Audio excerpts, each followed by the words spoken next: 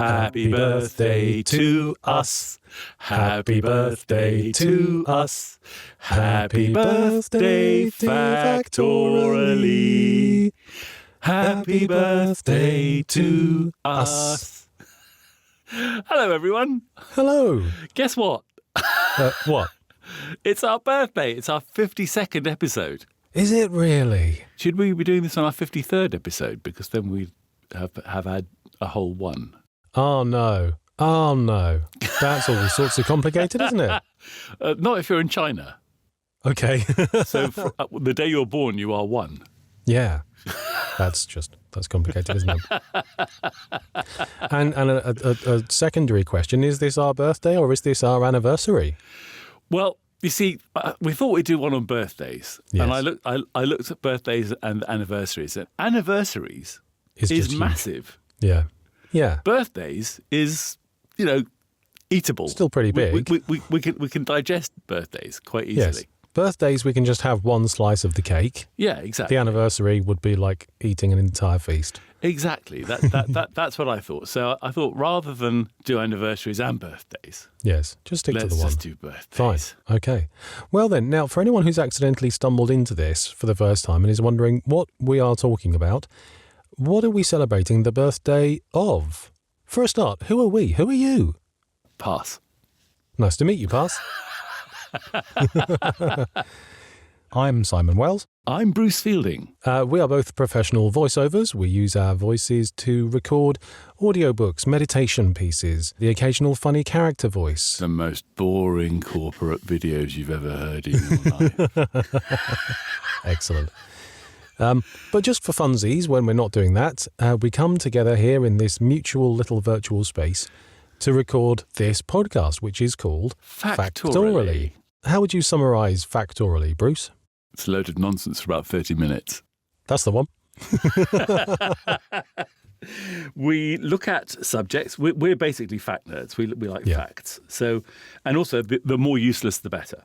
Yes, absolutely. So what we do is we look at a subject. We take a different subject each week. Normally, we pick from a random subject generator. Mm-hmm. This week, however, we haven't. No, we haven't. We decided not to. We've been precise. And then we just do a bit of research or dredge the recesses of our brains to remember things that we might have learned once upon a time. and we kind of spout it out again for the benefit of our listeners, who we call Factoralites, and we are very thankful and grateful for their listenership. We are indeed. So, in fact, also, happy birthday to you lot, the Factoralites. Yes. You have only been Factoralites for 1 year. Yes, exactly. We know it feels like forever. Well, it does for us. Yes. Well, it doesn't. It doesn't. I was thinking about this the other day. I can't quite remember a time when we weren't doing this. And yet, I remember our first planning meeting that we had together in your flat. It only seems like a few weeks ago. I know. It's crazy, isn't it? Yeah. Perhaps we should tell people what we've been doing. Because our first episode was on cucumbers. Yes. And since then, we've done, here we go, tools, codes, fish, confection, dogs, cars, cleaning, potatoes, plugs, type, toilets, bottles, trees, flags, predictions, shoes, photography, New Year's, paper art, glue, bicycles, Vikings, rubbish, breakfast, money, nuts, Norfolk, dentist, fishing, diet, circus, curry, NASA, rabbits, poison, Lego, mistakes, fans, telegraph, sheep, hats, pirates, secrets, camels, bathtubs, police, smells, wasps, pipes, and perfume. Wow, we have been busy, haven't we? Haven't we? And you know what? I can't remember the vast majority of the facts that we pulled for any of those episodes. To such an extent, we did one on fishing. We got halfway through and I said to Bruce, this all feels really familiar. And we looked at our notes and went, oh yeah, we've already done one on fish. Oh, but this is fishing. This is different. Different, absolutely.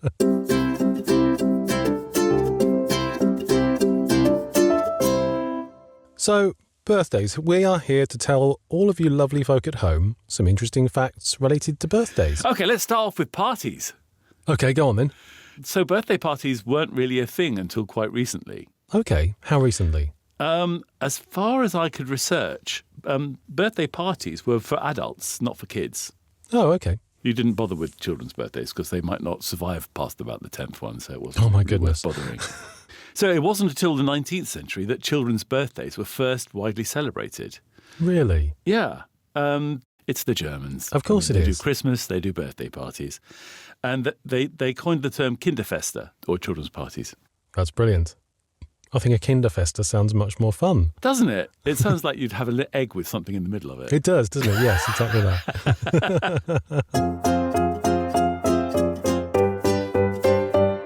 So the most common birthday is actually either September the 9th or October the 5th. My goodness, isn't that interesting? We've come up with very different dates for that. I found that as well. Okay. My research said, well, it depends whether we're talking globally or in this country. Right. So Okay. globally, the most popular birth month is August, with 9% of the world's population being born in August. That's correct, yes. In this country, the most popular birth date, I found the 26th of September, you found the something else Yes. of September. Yes. The research I found, 26th of September, has an average of 1,974 UK birthdays on that day each year, which is quite a long way ahead of all the other most popular birthdays. Yes. And the theory as to why, there are two theories as to why this is a particular popular time. One is that 9 months earlier, Mummy and Daddy were getting frisky at the Christmas do. Yes, or New Year's Eve party. Or New Year's Eve party. The second theory, apparently there are some parents who specifically time their conception so that their children will be born right on the cusp of the beginning of the academic year. So that child would be the oldest child in the class rather than the youngest and would therefore have a head start. I can't imagine anyone being that precise. And No. Hello, darling. it's time. But I mean, birthdays are fairly evenly spread. But if you have, I think is it 23 people in a room? Right. The likelihood is that 2 of them will share a birthday. Oh, really? Yeah. Is that right? So it's about a 50-50 chance. Okay. If you have a room full of 23 people, there's a 50-50 chance that 2 of them have the same birthday. Right. And if you increase the number of people to 70, the chances of 2 people having the same birthday is 99%. Really? So Yeah. if you're in a room full of 70 people, you're almost guaranteed to find 2 someone people else. who share the same birthday. Yes. That's bizarre. Yes. How interesting.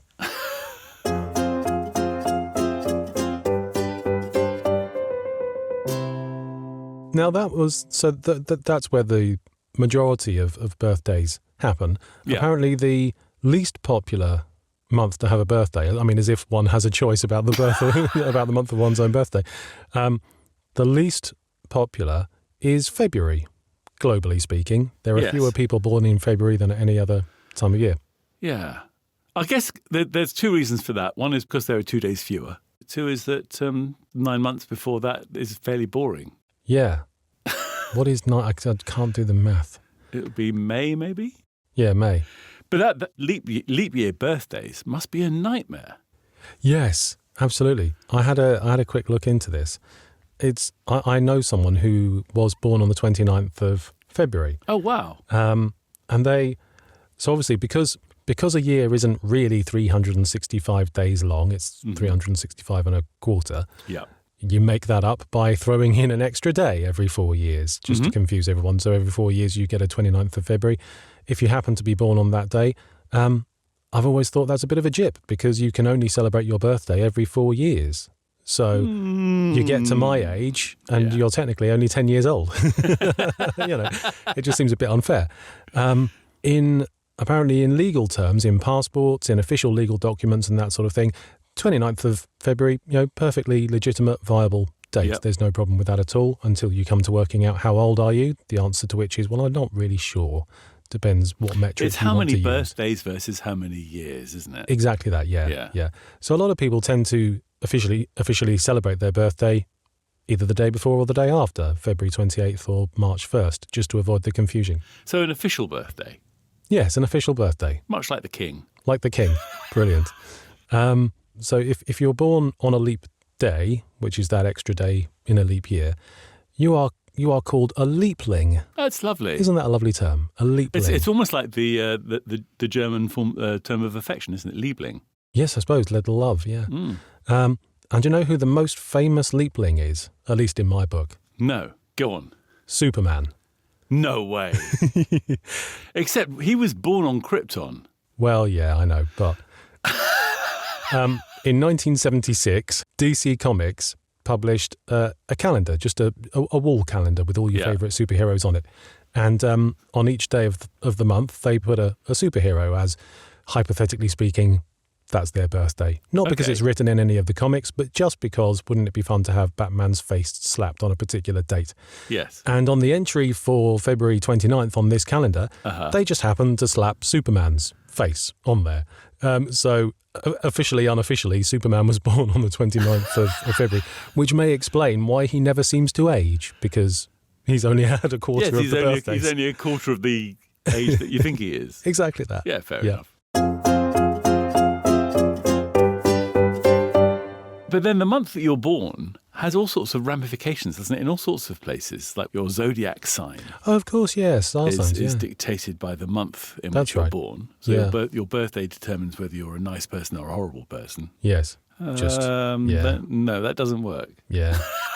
I had a little bit of a look at famous people who were born on both yours and my birthdays. Okay. And it's a real mixture. It's some good, some bad, some indifferent. So I'm not entirely certain that the day but of don't give it away because you know passwords. Well, exactly. Yeah, I made a really nice list of the famous people that were born on both of our birthdays. But as soon as I say that out loud, people will Google that and find out when we were both born. So that's a whole chunk of my research down the drain. I should state for the record right now that I do not use my birthday in any passwords whatsoever. Neither do I. But without naming them, on my birthday was born an actor, a politician, a footballer, another actor, a king, another actor, another politician, a duke, a gardener, and a singer. And lots of other people as well, I imagine. Oh, sure. I mean, these are the famous ones. Yeah. And on your birthday was born a sculptor, a right-wing politician, an actor, another actor, a murderer, a musician, another actor, and another actor. Oh, fair enough. So yours is looking slightly more ropey than mine. I mean, I didn't have any right-wing activists or murderers on my birthday, Bruce. Well, no. Indeed.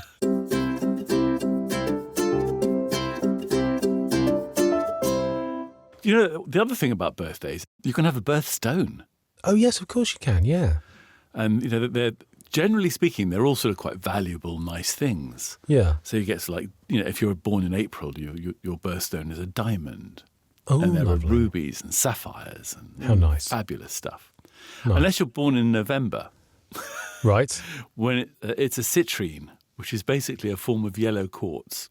Oh. And it's described as common and cheap, neither of which describes me at all.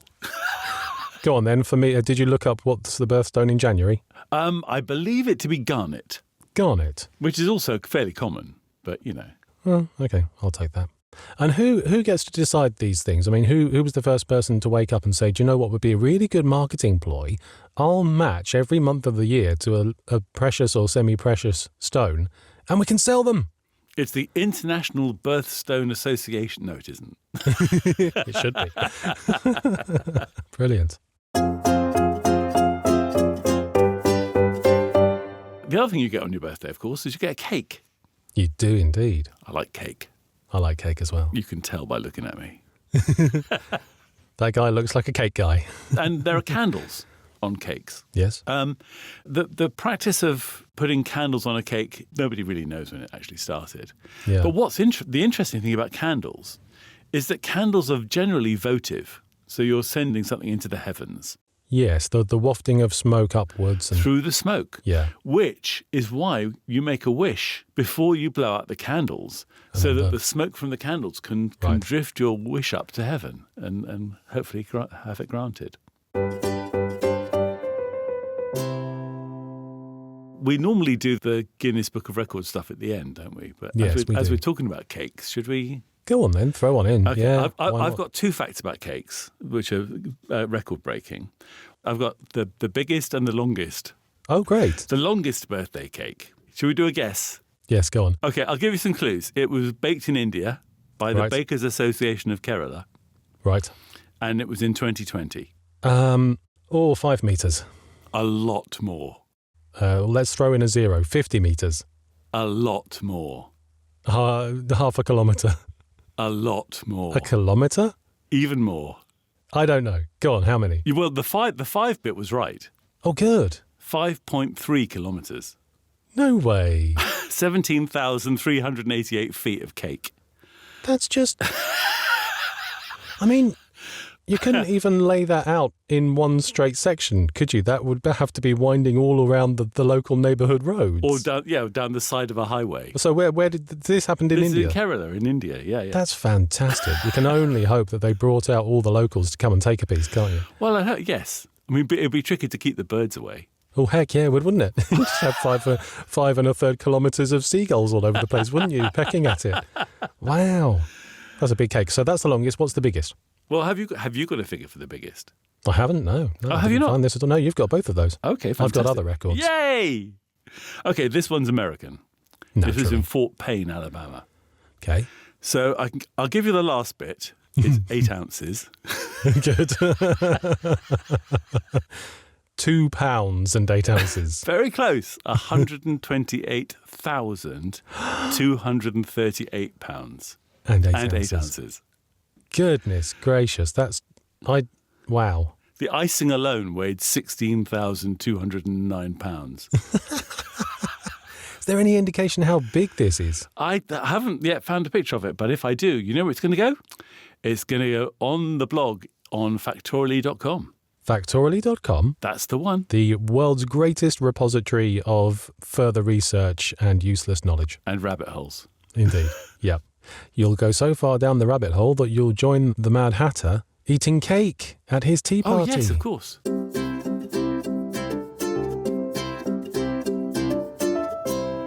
You know, another fabulously traditional food that you can eat on your birthday? Mm-hmm. Seaweed soup. I went down a little rabbit hole of my own of interesting and different ways of celebrating birthdays around the world. Okay. In South Korea, you can expect to receive a bowl of seaweed soup for your birthday.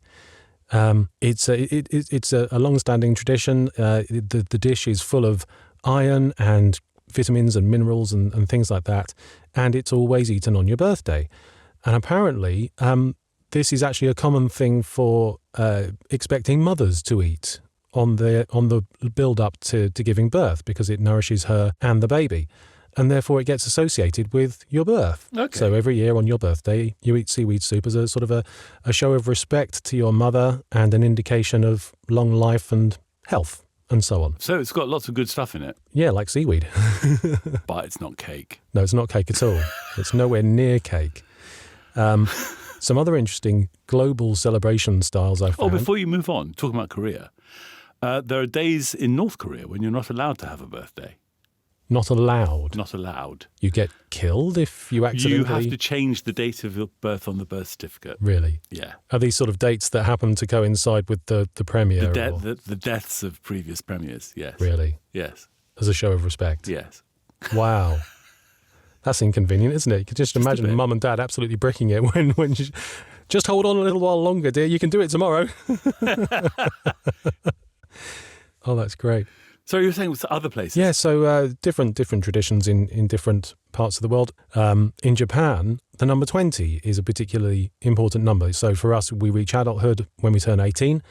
You can drink, you can vote, et cetera, et cetera. Yeah. In Japan, it's 20. And 20-year-olds have a sort of a coming-of-age day. And they visit the local town hall dressed in traditional Japanese outfits. They hear a speech given by a local official, sort of marking their rise to adulthood.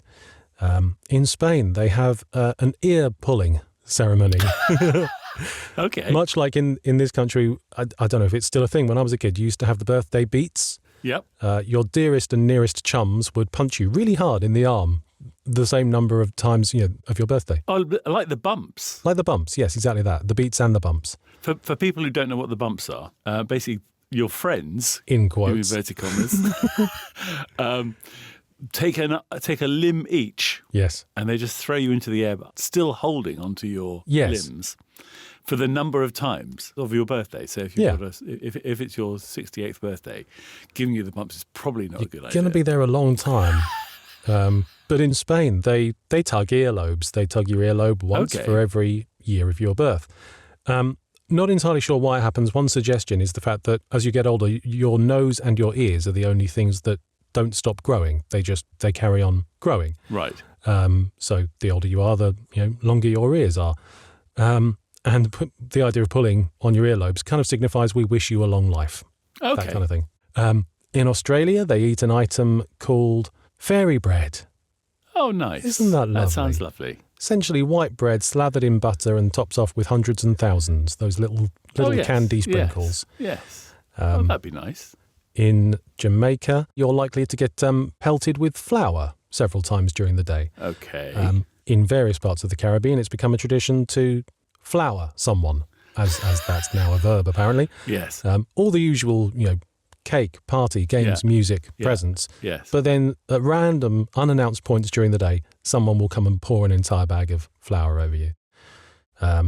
In China, you get red envelopes, which are given to you by relatives, which contain money, and that's sort of your birthday gift. They do that on the Lunar New Year as well. Yes. But particularly for newborn babies, when you come to visit the family to celebrate the birth of their child, you sort of scatter knickknacks and trinkets around the baby, like pens, coins, flowers, books. Yeah. And whichever item the baby happens to sort of lurch itself towards is an indication of what that person might grow up to be. Right. So if they lurch forwards and land on a pen, they're going to be a writer, etc. Okay. All right. So and if they sort of onto a theodolite, then they're a quantity surveyor. Which pretty much, yeah. That's how I would interpret that. Oh, look, he's just landed on the floor. He's going to be a carpenter. Or a break dancer. Or that. Yeah, slightly open to interpretation. Yes. And then, of course, something that seems to have come into English culture quite a lot in recent years is the Mexican piñata. Okay. You have an item, often shaped like a donkey, made out of paper, hung from a string. You blindfold the birthday child, you give them a large stick, they whack the piñata until it breaks open, and sweets fall all over the place, much to everyone's delight. Simon will now remind us of the episode where we talked about piñatas coming from China. Dang it. Was it? Hang was on. it the paper art one? Oh, yeah, paper art. Yes, let's go with that. But yes, so that's another one. Yeah. I think there's another one where the coming of age thing, where sort of like in Latin countries, there's like when the girl comes of age, she wears almost like a wedding dress or sort of like a beautiful dress, and they have a big party for her. Yes, there's something in Mexico called the quinceañera. Okay. Which is a girl's 15th birthday, and that's sort of her entry into womanhood. They dress up in beautiful outfits and get paraded through the streets and generally celebrated. Cool. Do they get cards? Do you know what? I didn't look at cards. Did you not? Did you look at cards? The billions of pounds that people spend every year on cards all over the world. Sorry, billions and billions of pounds. I mean, there are companies that have built TV channels based on the fact that they sell cards. Oh, the Hallmark Channel. Yes. Yes, of course. Yes. All very twee and happy and nothing bad ever really happens. And given that we're nerds, did you know that there is more technology in a birthday card that plays music than there was on the first Apollo missions? Oh my goodness. Basically, you could use the technology that plays Happy Birthday and go to the moon. Well, that puts things into perspective, doesn't it? Talking of playing Happy Birthday. Oh, goody, a segue. Oh, absolutely. So, quick secret here. Before we do the podcast. Oh, yeah, let's let them all into our creative process. Shall we tell them? This is ridiculous. Okay. So before we start any podcast, we generally sing an appropriate song together. Yes. And today, obviously, we sang Happy Birthday to You. Of course we did. Which Simon said, and of course we can't put that on air because it's copyright.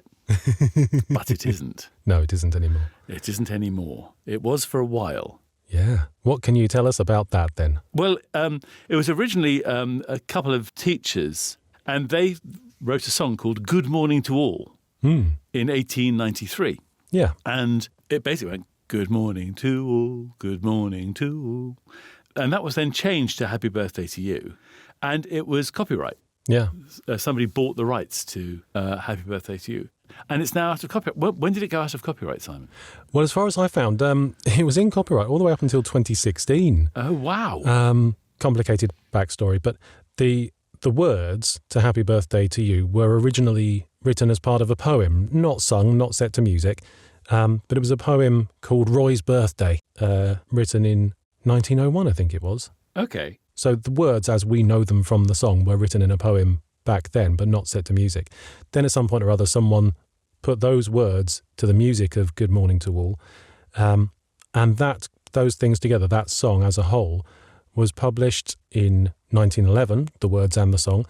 They were copyrighted in 1935 by the Summy Company, and they just put this ridiculously long copyright period on it. And as time went on, the late 1990s, someone said, hang on, this thing doesn't run out until 2030. That's ridiculous. We want to put it in our film. Exactly. So they had a judge overturn it, and it was no longer in copyright by 2016. Wow. Yeah, I mean, you always used to hear people singing all sorts of other songs instead of Happy Birthday to You. Yes, absolutely. In films and on TV because of the copyright. Yeah. So you were banned. I mean, you weren't banned from singing it in the comfort of your own home, obviously. No, but, you're not banned at all. You just have to pay through the nose. Have to pay for it. So to use it in movies, TV, radio, anything like that, you had to pay a copyright fee. And this is why, if you sort of watch old American movies, or even some modern American movies, I suppose, they have a tendency to sing for he or she is a jolly good fellow. Yes. On the birthday instead, because it's cheaper. Yeah, exactly.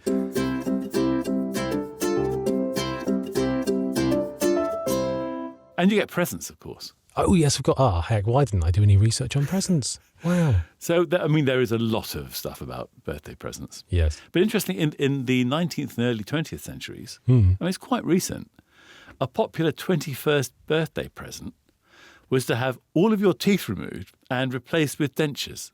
That's odd. Yeah, well, the idea was that it would prevent the expensive dental treatment later in life. There's actually something quite brilliant about that, isn't there? Yes. That's an investment for the future. Happy birthday, happy 21st birthday, darling. Here's the key of the door and a trip to the dentist. How wonderful. Yeah.